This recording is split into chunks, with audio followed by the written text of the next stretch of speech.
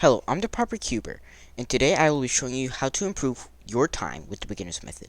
Now let's get into the video. Tip 1. Improve your cross. The cross can always be done in 8 moves or less. Of course, it's fine to have a longer cross at your level. I don't have an 8 move cross all the time. For a human, it's almost impossible. But one way you can improve your cross is by doing it at the bottom and not doing it at the top first and then moving it to the bottom. So I'll have a longer video coming out on advanced cross, but for now I'll just show you the basics. First, instead of having yellow on top or whatever color is opposite to the color you do your cross on, you want to have the color you do the cross on top. In this case, I do white, so have it on white.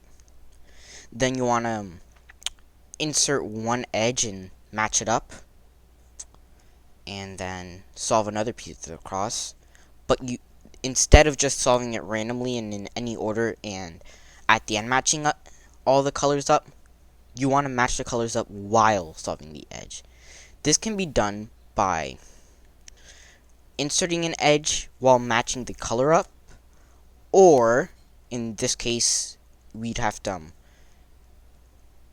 we can't do anything about this edge right here, so the other option is turning what you have already solved so that when you realign the cross, it'll be solved, like so. And all you really need to do is the same algorithms, except matching it up. The same algorithms I mentioned in my last video, I mean. And that's all. Oh yeah, you also need to memorize the color scheme of the cube, but that's pretty easy. Starting from blue going to the right, it goes blue, red, green, and orange. But an easier way to remember this is blue opposite to green, red opposite to orange, and red next to blue. And that's how you can do the basic advanced cross. Tip 2. Use finger tricks. Finger tricks are easy to learn and great for getting faster and having fluid turns. I will also have another video coming out on finger tricks because there are a lot of them you can learn, but here are a few basic ones that'll greatly help you improve your time. A U flick, which can be done like so, and you also have to know the U prime flick. There's D flick, which you can do with your ring or pinky finger.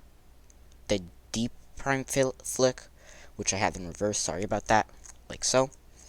And a finger trick for the right move and the L move, left move, which how I do it is regripping like so, moving it up, U flick, moving it back down, U prime flick, and matching it up for the left side. So the left side is this, U prime flick, this, U flick.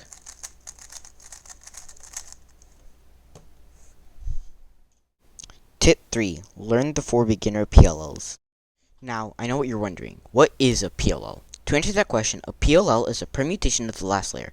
That just means you solve the last layer. It is also the last step of CFOP, the most popular used speed cubing method. And there are 21 cases in total. However, for the beginner's method, you only need to know 4. And if you watched my last video, you already know 2.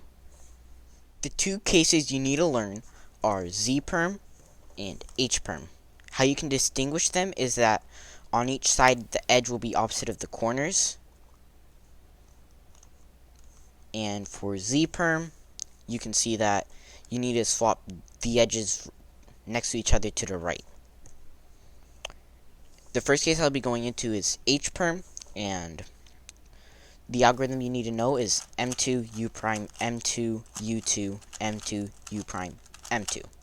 Now, an M just means you turn the middle slice. Here's an M move, and here's an M prime move. And Z perm algorithm is M prime, U prime, M2, U prime, M2, U prime, M prime, U2, M2, and then you can adjust the last layer until it matches. These are easy to memorize with the recurring moves, and that is all I have for today's video. I will be coming out with a CFOP tutorial in the future if you want to get even better, but thank you for watching and have a great time. Also, please leave a like and subscribe.